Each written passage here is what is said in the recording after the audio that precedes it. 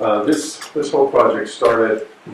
We started working on it in 2017 with PRI, but it started before that. We did a survey of our members starting in 2015 and then again in 2017 on better understanding what their understanding of ESG integration was, what it wasn't, what they were doing, what they weren't doing, what they were doing well, what they were having problems with. And what we found was about 3/4 said they were doing ESG integration in some way. That could range from everything from very thorough fundamental, integrating ESG integration into fundamental analysis, looking at everything, to just a simple negative screen, governance screen, and everything in between. So we wanted to dig deeper into what was behind that. And so, I can't remember who, but either myself or my counterpart at PRI had the bad idea of working together in late 2016, and 2 years later, we're still working together on the project, finishing it up.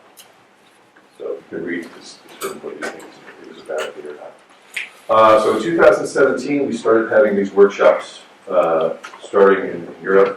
The Swiss workshop was in late 2017, 2018.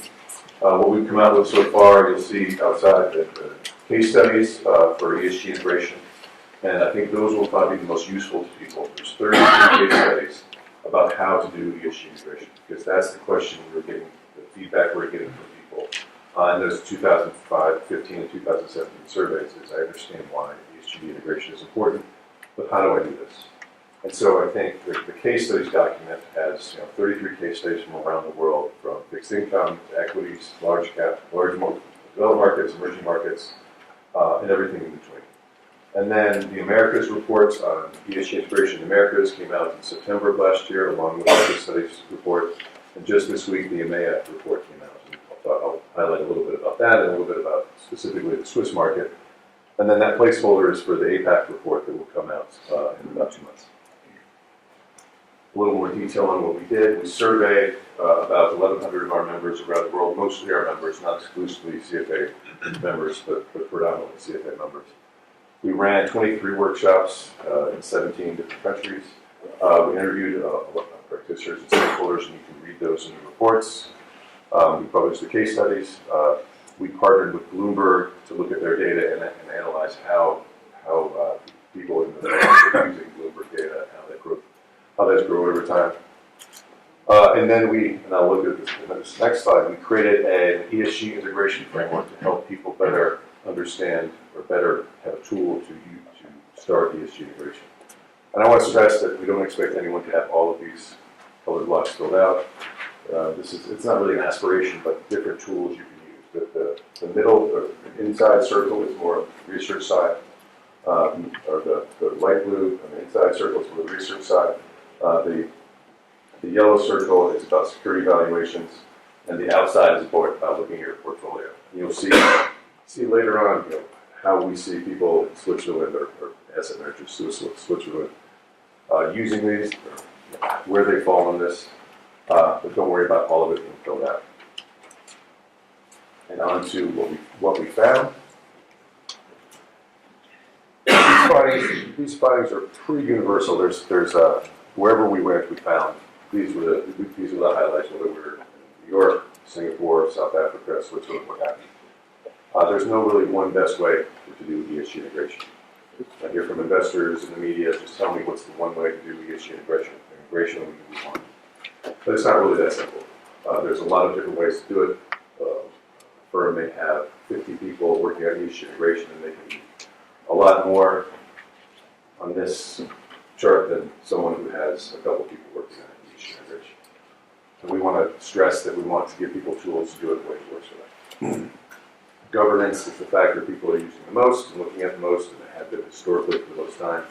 But E&S are catching up a bit, and we'll show you that in the slide a little bit.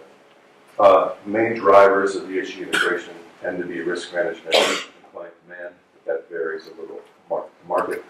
And the main barriers tend to be problems with data, problems with getting information from companies that's consistent, and the lack of ESG training and understanding. That's something that came out in our survey back in 2015, that even in Europe it's more advanced on ESG integration than most places. Training was something that people wanted a lot more of. would be one of the main things that came out of the events was it would be helpful. Everyone wants a standard, whether it's a standard for disclosure of companies, a standard for how to use ESG information, or a standard about products. There's more call for standards from people. And the last one kind of echoes that. There's an issue wherever we went that ESG is seen as something that investors are interested in a great deal. There's not a lot of understanding from whether on the advisor or broker community. There's a lot more demand from clients than there is understanding from their advisors, which calls for more education on that side as well. Looking at our findings in Switzerland, what these show you is we asked in the survey, how do you see ESG information impacting share prices, bond yields, and sovereign yields? And the light blue is in 2007, at the end of 2017, when we did their survey, what they thought, and then the dark blue is adding on what they think that will be in 5 years. And you can see there's a dramatic change in the E and the S, where they think there's not a lot of impact on share prices, bond yields, and sovereign yields now, but that will almost double in 5 years' time. And that's consistent. The numbers change a little bit, but that's consistent. We found that consistently around the world. And again, the main drivers in Switzerland were risk management and client demand, whether you're talking about share prices or bond yields, and that tends to be the same around the world, with some exceptions that I'll show a little bit later. And the main barriers were limited understanding of ESG issues, lack of company culture or lack of firm culture around integrating ESG, and then lack of, in the bond space, lack of comparable data was the third, and concerns about negative returns in the equity space. And that's an interesting thing to point out, that wherever we went, whether it was New York or Sao Paulo or China or Hong Kong or China or Japan, about a quarter to a third of people, no matter where we went, thought of negative screening and ESG integration as the same thing, as synonyms. And so that's something we need to work on with our members, and work on the investment community. That negative screening is one thing you can do, but it's not the exact same. It's not the synonym for ESG integration. The way we look at it, and the way we teach it in the curriculum, we talked about NASDAQ, we talked about here in this report, is ESG integration is looking at all material data and determining whether or not that's material to you. You and I may have a different opinion on whether something is material or not, but the definition of how we look at it is factoring material information into the investment process. And here's Switzerland. Don't be alarmed. This looks very similar to every market we looked at. But we looked at PRI signatories and some of our members and what they're doing and where they fall on this pie chart. And so, take the reports and study it yourself and see what works for our firm. What can we do? What do we not have the resources to do? What don't we afford to do? And hopefully this can be a good tool for folks. And just to quickly go... Matt, what does that mean? What does the individual colors or non-colors mean? Oh, the colors just mean that the firms in Switzerland are typically doing that. Okay. And the non-colors means it's not something they're doing. And again, that's kind of a broad look at all the firms we're doing at Switzerland. And if you look at the U.S., it's all the firms in the U.S. and so on. Now, just quickly, you can read the case studies guide. I encourage you to do so. I'm not going to go through these case studies, but just to give you examples. There are about 3 to 5 pages that go into as much detail as they can, 3 to 5 pages, to give you an idea of what that firm is doing. Equity integration in fixed income, integration in sovereign debt. And then finally, giving you a little idea of comparing things around the world. Drivers of ESG integration, you can see the risk management in green and the client demand in blue are the ones that come up most often. But interestingly enough, regulation in Brazil, South Africa, and China is something that's more important. Generating alpha in the Netherlands is something that we saw you didn't see anywhere else in the top 2. It gives you an idea of what's driving ESG integration in different markets. But you'll have to read the report to see all the details. And then finally, barriers to ESG integration. It tends to be the green and the orange, limited understanding of ESG data, and lack of data are the 2 main barriers. But things like the gray is low client demand, depending on where you go.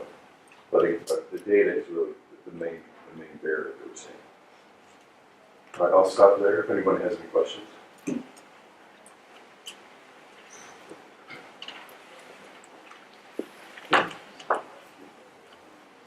Go ahead. Thank you very much for the presentation.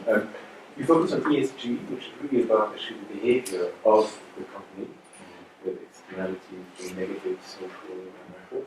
And you have actually a dimension on the SDGs that is really actually outcome driven, where maybe identify products, services, business models which will have positive impact, positive outcome, which could be a way to address some of the barriers to misunderstandings of ESG.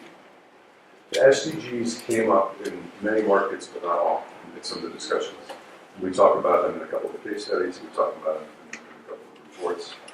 For the most part, what we found was its early days integrating the SDGs into the investment process. And some firms are farther along, some markets are farther along. Europe is farther along than other markets. Other markets are. But I'm just as curious as you as how that's going to develop. It's very early days, and not many of the folks we talked to were using that as a method.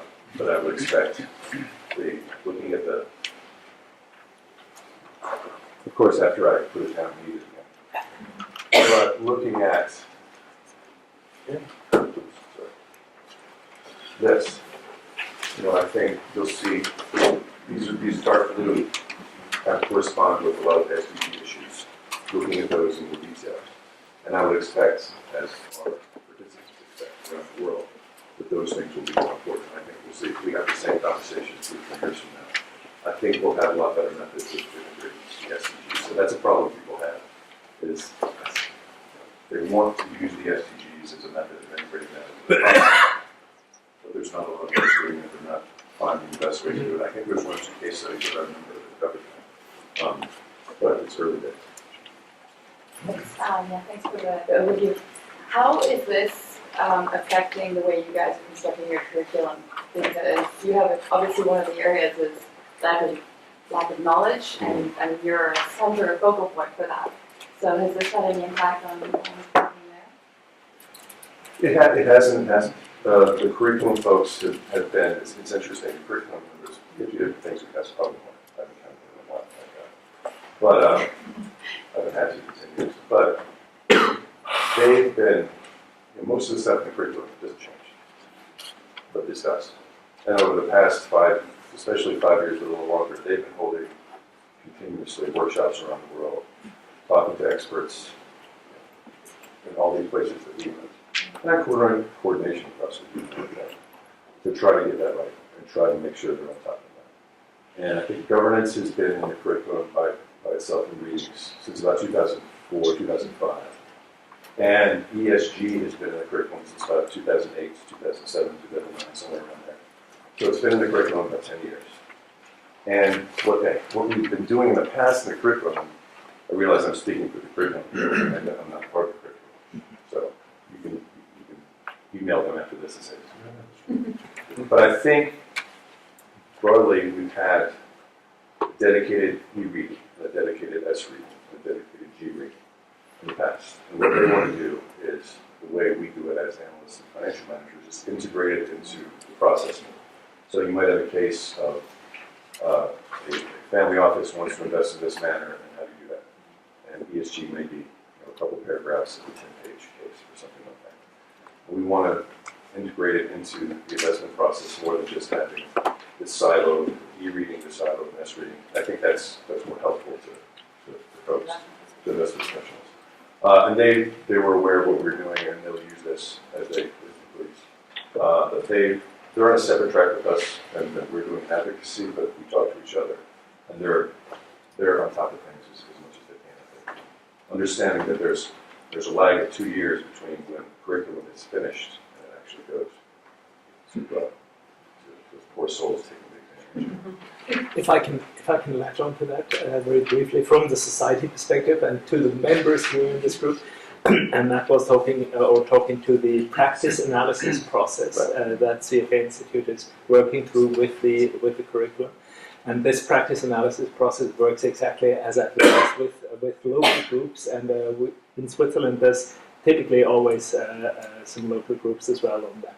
And then when this topic bubbles up in a lot of different groups as to be increased in terms of weighting, then that'll feed back into the group, into the practice analysis process results as well, and thereby can increase the weighting.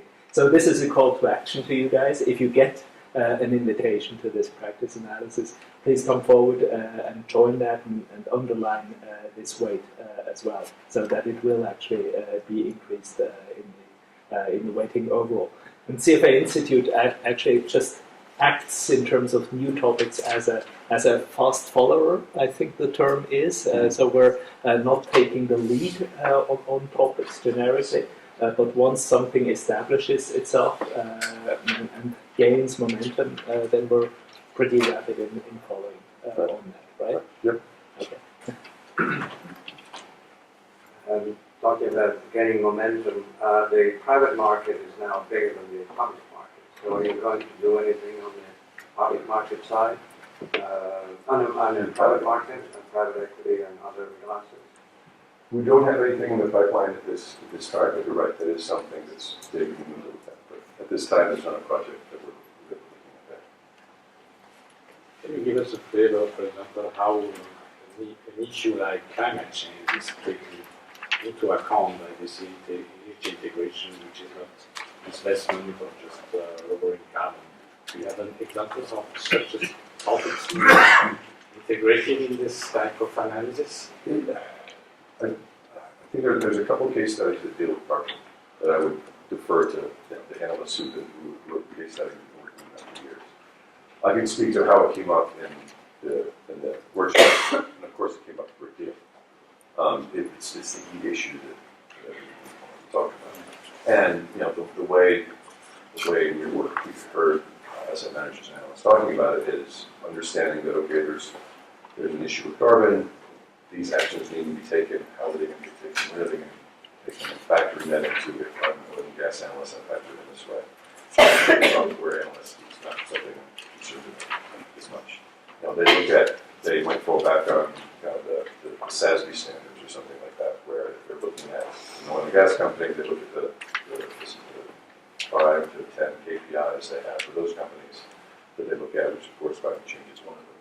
Where if they're looking at a Coca-Cola or a beverage company, it's one of them. This is the main thing that comes up.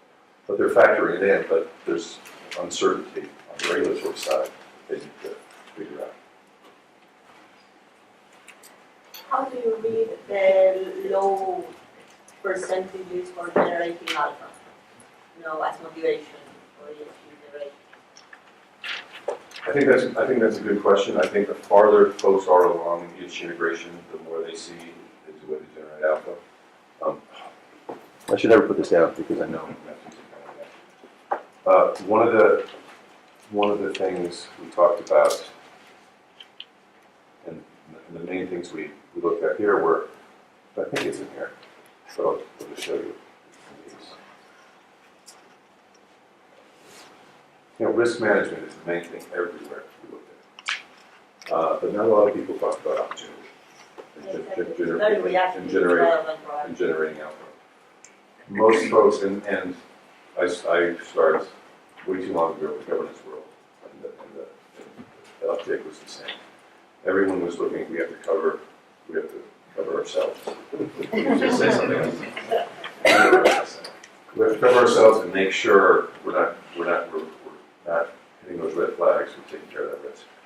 But as the farther and more sophisticated people got into looking at governance and valuing governance, they saw opportunities there. In the U.S. I see, and I've heard anecdotally about this going on elsewhere, but in the U.S. I've seen, this is where I am, in the past 5 to 10 years, more and more asset managers and asset owners are investing in a background in ESG and governance and expanding their teams because they see that there's alpha there.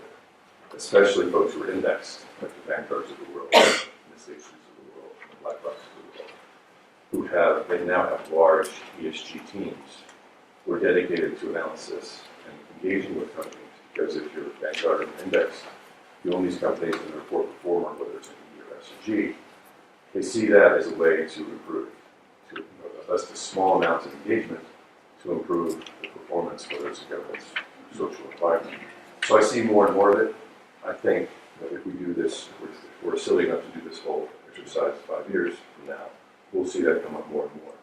And that's why I think you see a place like the Netherlands is one of the most sophisticated we saw here. We didn't do all of them. There wasn't room for enough bubbles in the map. But to show you just basically what there was in the Netherlands, they're one of the most sophisticated in ESG integration, and they see more opportunities for alpha than other places. In Brazil, for example, it's all about governance when we're talking about ESG because we have no mercado, and they're looking at governance. They have been for 15 years now, and they're more sophisticated in governance than a lot of other markets, but they're not looking at the ESG as much. And so I would say the more sophisticated people get on that, the more you'll see that one bubble. I'd like to ask you a question about the statistical methodology. I understand you sent questionnaires to mostly CFA chart holders. Right. Did you trace the actual job those people had within their banks and asset managers? In other words, were they fund managers, maybe risk officers, or were they the ESG champions within the organization? Or did you have an idea of how this sample looks like? We did. We have that information. I don't have it in the slide. But about 45% were asset managers of some kind, and they were almost equally split between equity and bond folks. And there's other ways we have it broken out. And we had if they were charter holders, we had their title on the information we have, but we asked them to confirm that, make sure they did. So we have that information, but we haven't broken it out in many cases because we may not have enough of a sample. Like in the US, we probably have a big enough sample. In the UK, we probably have a big enough sample. In Brazil, we probably do. So we have some of that information, but there wasn't anything that stood out that, asset managers think this and analysts think something completely different. There wasn't anything we found that was that juicy. Any other questions?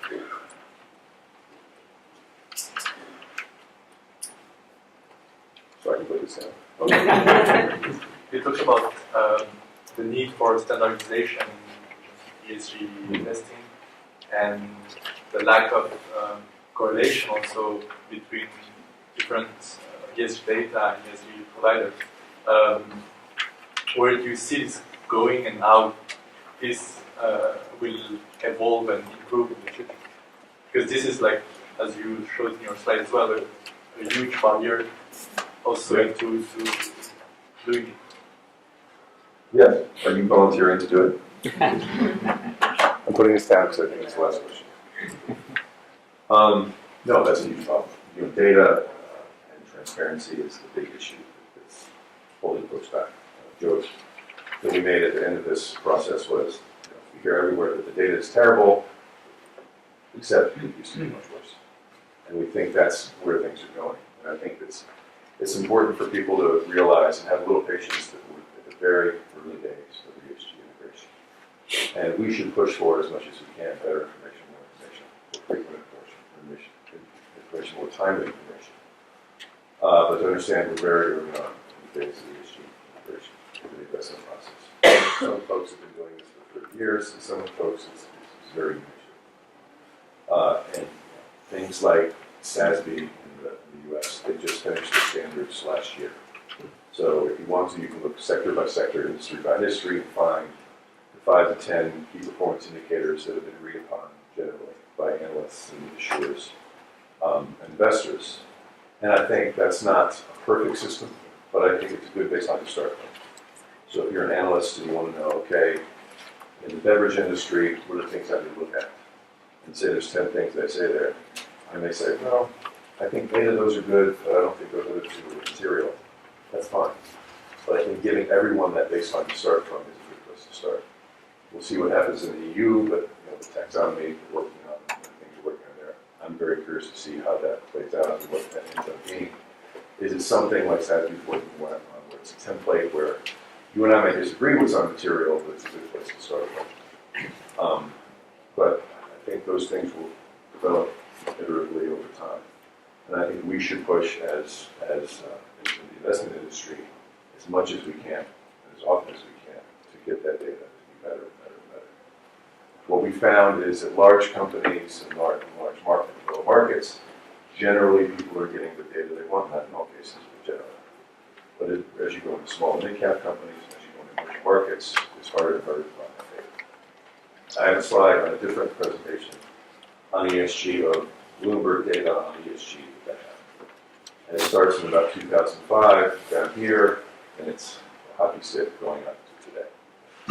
And the last I checked, Bloomberg is very much not a nonprofit organization. They have that information because you and I, investors, are demanding it. And there's more and more coming on every day. So the demand needs to stay from our side of things. And tools like SASB or GRI, more stakeholders or framework or whatever it is or something, we may be foolish enough to be a part of putting together. Those can only help, but it's just I'll be around, unfortunately, for you all day. So if you have any questions, just ask me. All right, Matt, thank you very much. Thank you.